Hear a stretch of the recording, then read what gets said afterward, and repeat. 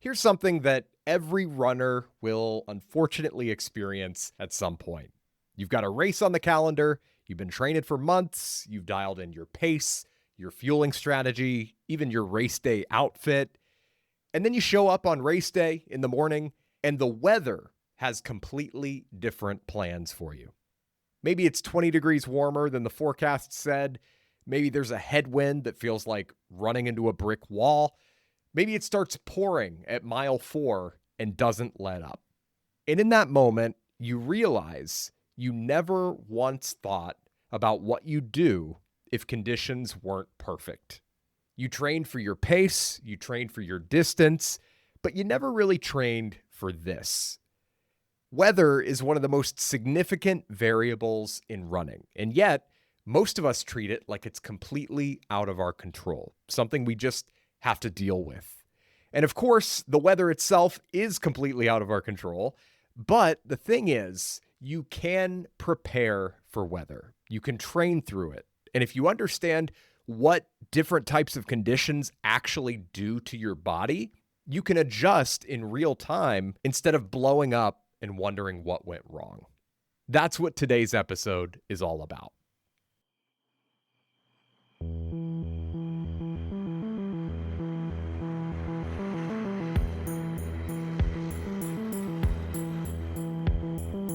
Welcome to the VMAX Running Podcast, where the goal is to help you become a better runner than the one you were yesterday.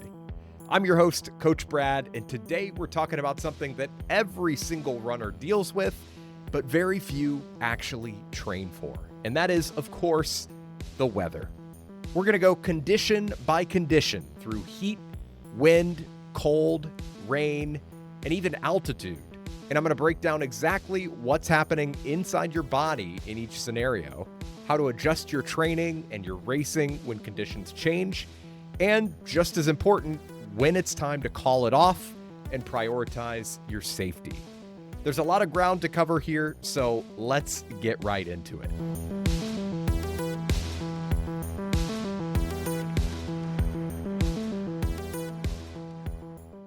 I want to start with a concept that seems obvious once you hear it, but that most runners never really internalize. A pace that feels comfortable and controlled at 50 degrees Fahrenheit can feel like a tempo run at 85 degrees. And I mean that literally, like physiologically. Your heart rate at any given pace is going to be significantly higher in hot conditions.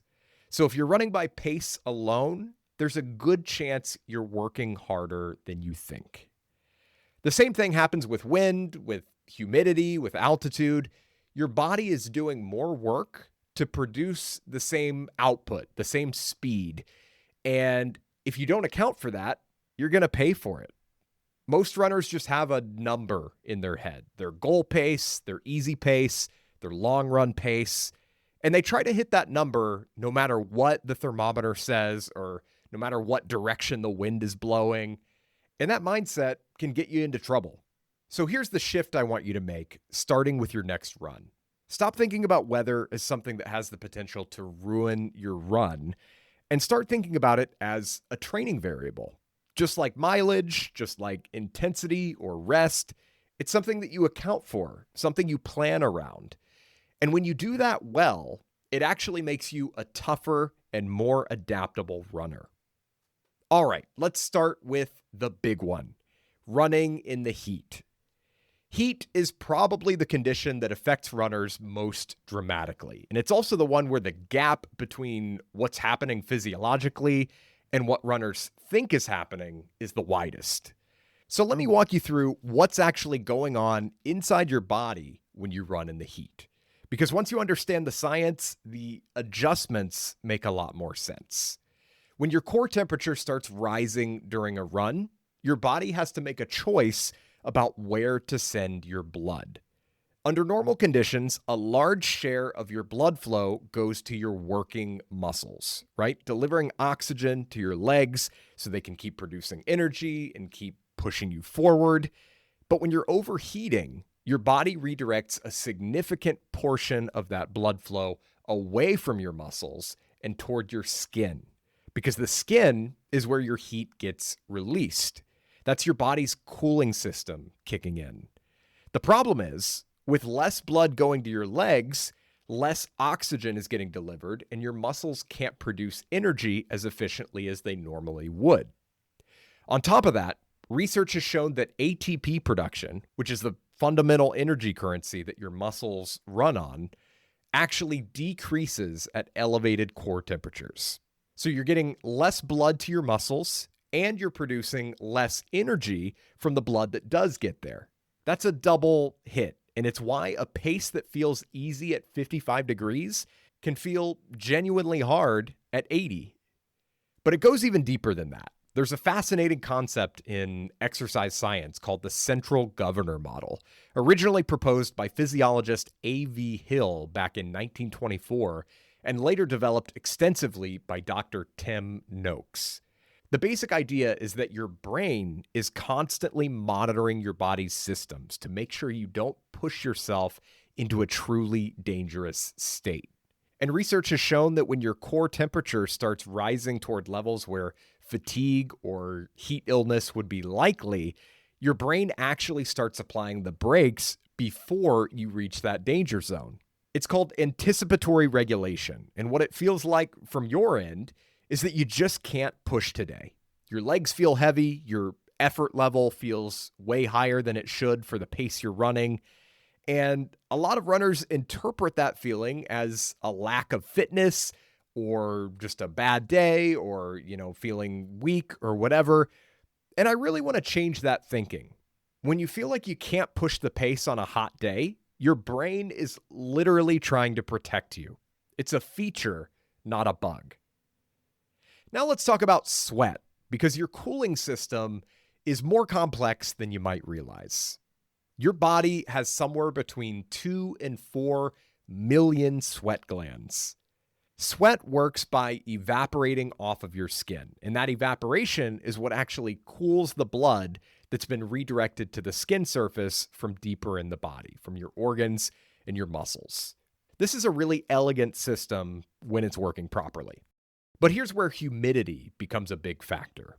In humid conditions, the air is already saturated with moisture, which means your sweat can't evaporate nearly as well. And if the sweat isn't evaporating, it isn't cooling you. That's why you may have noticed that a humid 80-degree day can feel worse than a dry 90-degree day. The temperature on the thermometer is only part of the equation. And on the topic of humidity, one metric that I find really useful and that I think more runners should pay attention to is dew point. Dew point is a more reliable indicator of how the air is going to feel during your run than relative humidity alone. Here's a quick reference. When the dew point is between 50 and 54 degrees Fahrenheit, conditions are very comfortable, and you're looking at PR weather. This is the best possible running weather. Between 55 and 59, still pretty comfortable, no modifications needed. But once you get to the 60 to 64 range, it's less than ideal, and you should expect slower race times and harder efforts in your workouts. At 65 to 69, it's starting to get pretty uncomfortable, and you'll need to make real adjustments. At 70 to 74, it's very uncomfortable, and all of your paces are going to be noticeably slower. And once the dew point hits 75 or above, we're talking about extremely humid, almost unbearable conditions where you should seriously consider either skipping the run or moving it inside. And going back to the topic of sweating, here's a little tip that surprises a lot of runners. Try not to wipe your sweat away before it has the chance to evaporate.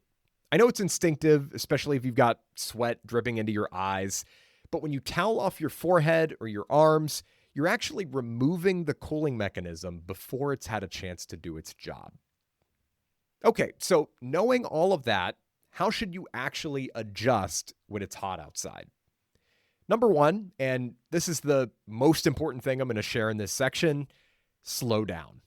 If you're training by pace alone on a hot day, you're probably running harder than your plan intends. Your heart rate at any given pace is going to be elevated in the heat. So either use your heart rate as a guide, use RPE or rate of perceived exertion, run by feel, or adjust your goal paces appropriately. If your easy run is supposed to feel like a conversational effort, make sure it actually feels that way, even if the pace on your watch ends up being 30 or 40 seconds slower than usual. That is the correct adjustment. The workout is still doing what it's supposed to do for your body. You're just moving at a different pace to get there. Number 2, get serious about hydration and get specific about it. I talk to a lot of runners who have this vague sense that they should drink more water when it's hot, but they've never actually measured how much fluid they lose. Here's a simple way to figure out your sweat rate. Weigh yourself right before a run and right after, and account for any fluid you drank during the run. Every pound you've lost equals roughly 16 ounces of sweat. So if you weighed 150 before, 149 after, and you drank 16 ounces during the run, you've lost about 32 ounces of fluid in that session. That gives you a baseline to work with. And the research shows huge individual variation here. Dr. Noakes, who I mentioned before, collected 2 years worth of data on runners and rowers and found that average sweat rates range from about 24 to 44 fluid ounces per hour. That is a massive range. What your running partner needs to drink and what you need to drink might be completely different amounts, so it's worth doing the math yourself. Number 3, be smart about when you train and what you wear. Run early in the morning or later in the evening when temperatures are lower. You may want to wear light-colored clothing because dark colors absorb more heat. And always go for moisture-wicking fabrics that allow your sweat to move away from your body and evaporate. Now, if you're training for a race that's going to be in significantly warmer conditions than what you're used to, heat acclimatization becomes really important. This is the process of gradually exposing yourself to heat so your body learns to regulate its temperature more efficiently. And the adaptations here can be pretty impressive.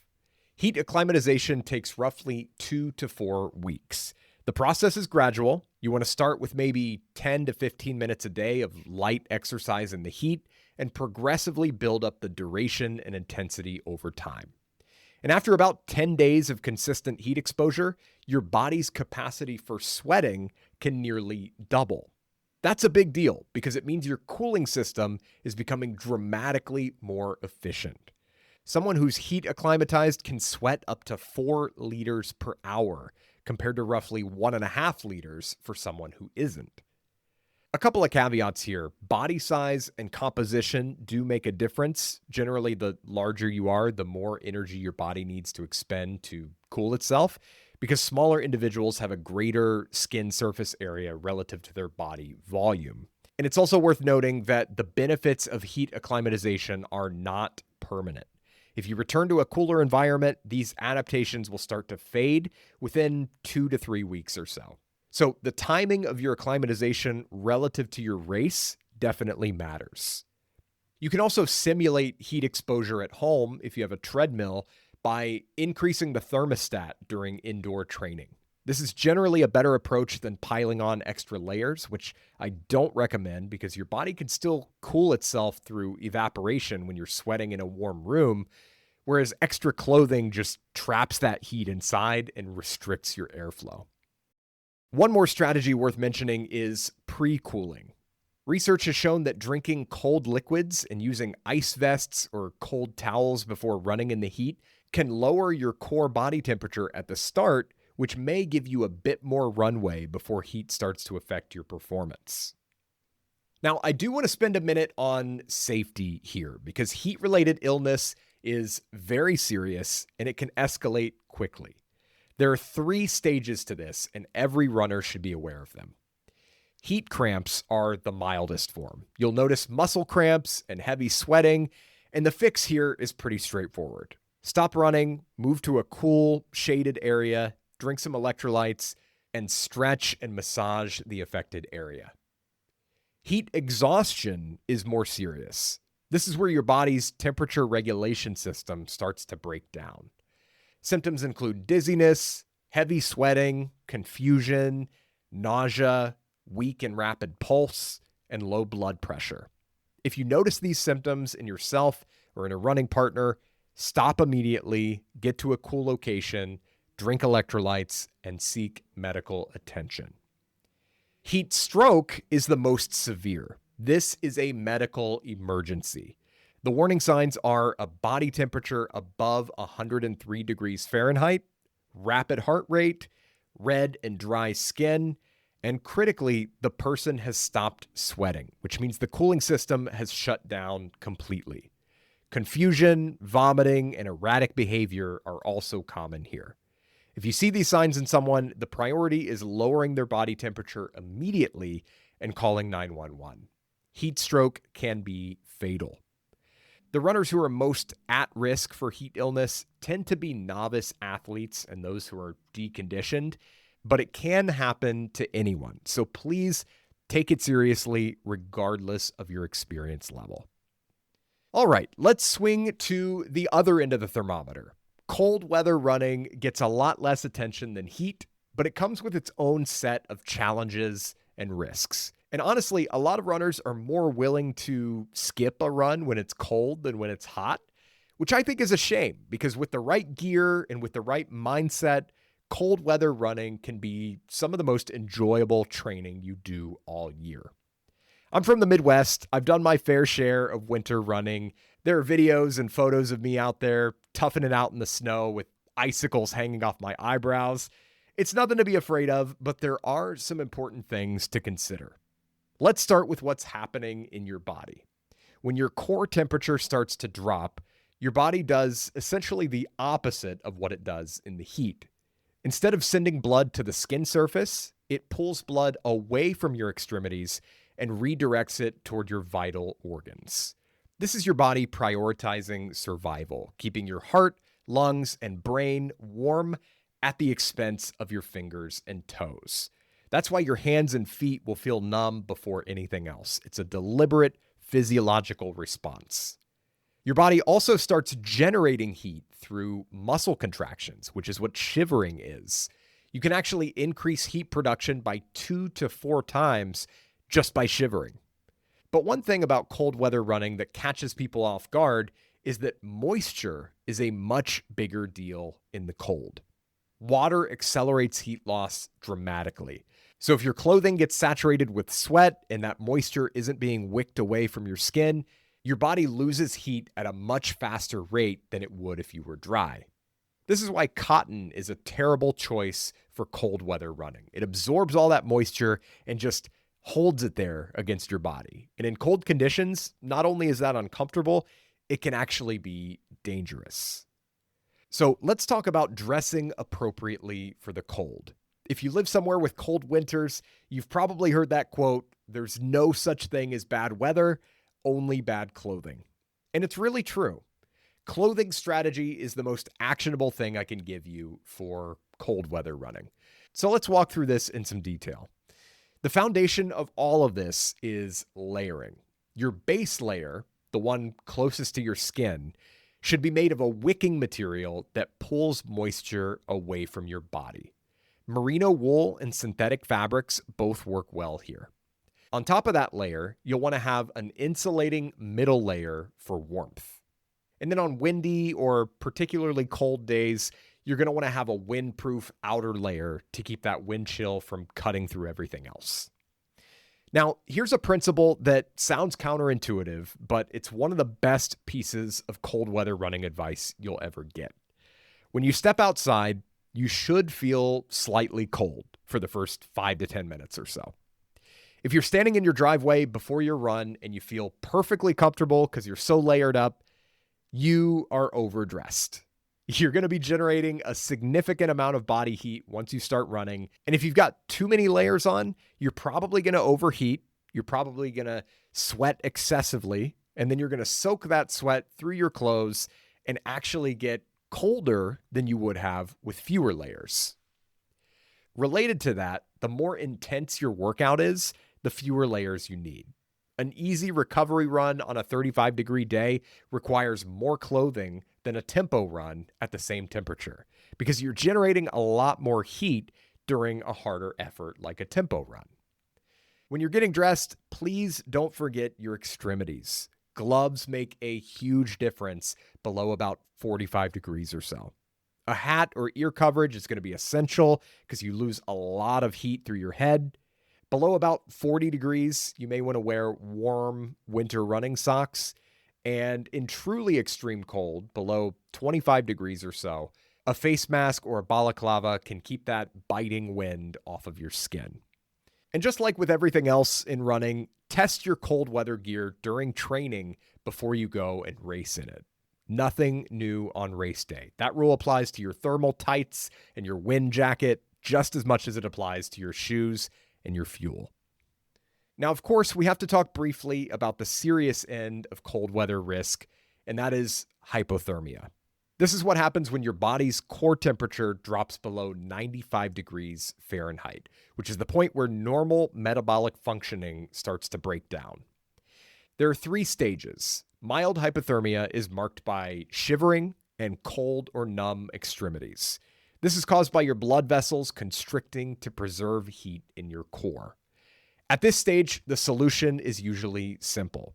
Get inside, change out of your wet clothes, put on dry layers, monitor how you feel, and you should be fine. Moderate hypothermia involves excessive shivering, a loss of muscular coordination, and extremities like your lips and your ears turning blue from reduced blood flow. This requires medical attention. Severe hypothermia is when the body is truly shutting down. Heart rate, blood pressure, and breathing all drop significantly. Cognitive function is compromised, and without intervention, organs begin to fail. This is life-threatening, and you do not want to put yourself in a situation where this can happen. Prevention comes down to a few things. Use moisture-wicking fabric, layer appropriately, stay dry, run with a partner in extreme conditions, and stay relatively close to home or shelter so you can always bail out if conditions get worse. Always carry your phone, and most importantly, if you feel like you're getting too cold during a run, don't be afraid to cut it short. No workout is ever worth a medical emergency. Moving on from cold, we also need to talk about wind and rain. Wind and rain don't usually make the highlight reel when people talk about weather and running, but they do affect performance and comfort more than you may give them credit for. So let's start with wind. Running into a strong headwind is one of the most demoralizing feelings in the sport. It feels like the air itself is trying to stop you. And I guess physiologically, it kind of is. A headwind increases your energy expenditure at any given pace, which means your heart rate climbs and your effort level spikes. And the really frustrating thing is a tailwind on the way back doesn't fully compensate. You don't get back all the energy you spent fighting the headwind. The math is not symmetrical. So on a windy day, your overall performance, your average pace is always going to be slower than on a calm day, even on an out and back course. A few strategies for dealing with wind. On training days with significant wind, try to plan your route so you're running into the wind on the outbound leg when you're fresh and you have a little more energy to spend, and let the wind kind of carry you on the way back home when you're a little more fatigued. Again, it's not going to make up for the headwind 100%, but it is going to help. In a race, you don't really have that luxury to be able to choose the course. So if you can tuck behind another runner or a group, even drafting behind one person can reduce the energy cost in a meaningful way. You don't have to be right on their heels, just close enough that they're breaking the wind for you. Also, remember that wind chill is a major factor in your clothing decisions. A 40-degree day with a 20-mile-an-hour wind is going to feel a lot colder than a calm 40-degree day. So be sure to factor that into your layers accordingly. Rain is a condition that's mostly a mental challenge at the light end of the spectrum and potentially more of a logistical challenge on the heavy end. Light drizzle during a run is honestly no big deal once you just accept that you're going to get wet. A lot of my best runs have been in the rain, and there's something freeing about just letting go of the need to stay dry and comfortable. It can actually be a lot of fun. Heavy rain can be a different story. The big concerns here are safety and skincare. Wet roads mean reduced traction, especially on turns and on those painted road markings. Visibility also drops both for you and for drivers, so you need to be more cognizant of that. And wet shoes can create the perfect environment for blisters, which can turn a long run into a pretty miserable experience really fast. Now, to prevent blisters in wet conditions, make sure you're wearing moisture-wicking socks, make sure your shoes fit properly, and maybe apply a thin layer of lubricant like Vaseline or Body Glide to any areas that are prone to rubbing. A lightweight wind jacket or vest can make a huge difference in the rain, especially if it's also cold. And even a thin layer that keeps the rain off of your core can prevent the kind of wet and cold combination that leads to a really bad time. And here's the mental game angle that I think is worth emphasizing. Training in bad weather on purpose is one of the best things you can do for your racing. If you skip every rainy run and every windy run, and then race day happens to be rainy and windy, you're going to be caught completely off guard, both mentally and physically. Whereas if you've done a few long runs in the rain, if you've done speed work on a windy track, those conditions are going to feel familiar and manageable. You've built that resilience through experience, and it gives you a real edge over all the runners who only trained in sunshine. So don't be afraid of the rain, don't be afraid of the wind. And now I want to talk about altitude briefly, because while most of you probably aren't dealing with it on a daily basis, it's something that can blindside you if you have to travel to a race at elevation without understanding the impact. At altitudes above about 6,000 feet, there is measurably less oxygen available in the air. Your body simply cannot work as hard as it does at sea level. If you live near sea level and you show up for a race at 7,000 or 8,000 feet expecting to run your normal pace, you're going to have a bad time. If your race is at altitude, try to arrive at least 3 to 4 days beforehand to start the acclimatization process. Generally, the longer you can be there before race day, the better you'll adapt. If you're driving to a high altitude destination, consider breaking the trip up and spending a night at moderate elevation on the way, which can help ease the transition a little bit. Something you may not anticipate is that you'll also dehydrate faster at altitude. So increase your water intake beyond what you'd normally consume. And of course, be on the lookout for symptoms of altitude sickness, which include headaches, dizziness, nausea, excessive shortness of breath, and general weakness and fatigue. If these symptoms hit, the only truly reliable way to resolve them is to descend to a lower elevation. Everyone acclimates at a different rate, so give yourself as much of a buffer as you can. And if altitude is a factor in your race, build it into your goal-setting conversation from the start. A PR at 7,500 feet is a very different proposition than a PR at sea level. And speaking of which, let's talk about adjusting your race day expectations. This is the part of the episode that nobody wants to hear, but it might be the most important section of everything. So sometimes you have to throw your goal pace out the window. If you spent 4 months training through a nice, cool spring and your marathon happens to land on a day that's 85 degrees and humid, your plan A goal may not be realistic. That's just physics and physiology, and it's something you have to recognize. Running the pace you trained for in conditions you didn't train for is how people end up walking the last 6 miles of a marathon, or worse, paying a visit to the medical tent. Here's a rough framework for making adjustments. For heat, a commonly used rule of thumb is to add somewhere between 10 and 20 seconds per mile for every 10 degrees above your ideal racing temperature, which for most runners is somewhere in the 45 to 55 degree range. For significant headwinds, you'll want to build in a similar cushion. For rain on its own, the pace adjustment is smaller, but you do have to factor in the mental energy of running in wet, heavy conditions and the potential for slippery footing. It's never fun, but adjusting your goal based on conditions is smart racing. It takes more discipline to scale back your pace on a hot day than it does to just go out and run what you train for. The runners who blow up at mile 18 are often the ones who refused to adapt to the conditions in front of them. The ones who have great races in bad weather are the ones who made the adjustment early and ran the race that the day allowed. So check the forecast in the days leading up to your race. If conditions are going to be significantly different than what you trained in, have an honest conversation with yourself about what a realistic adjusted goal might look like.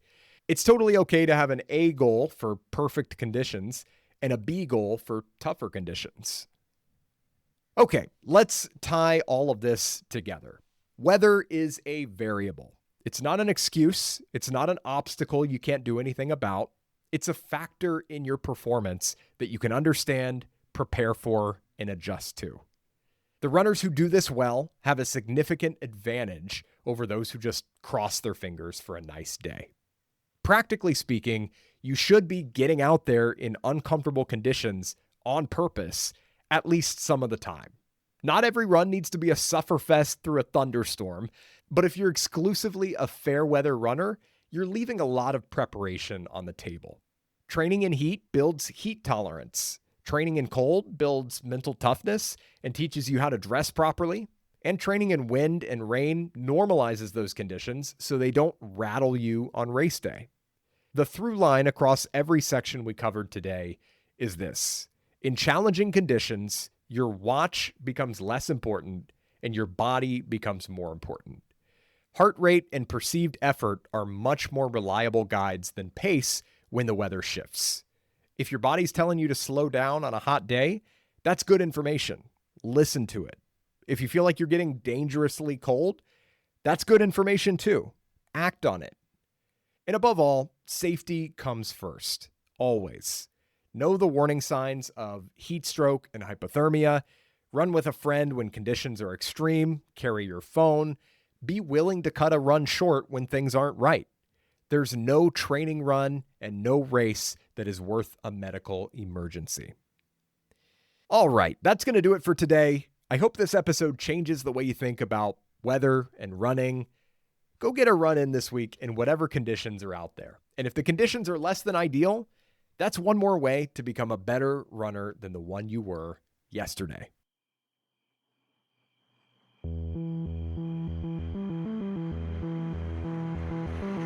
Thank you so much for spending some time with me here on the VMAX Running Podcast. I really hope it's been valuable. If you did enjoy this episode, as always, it would mean the world to me if you could leave a nice rating or review on the podcast platform of your choice.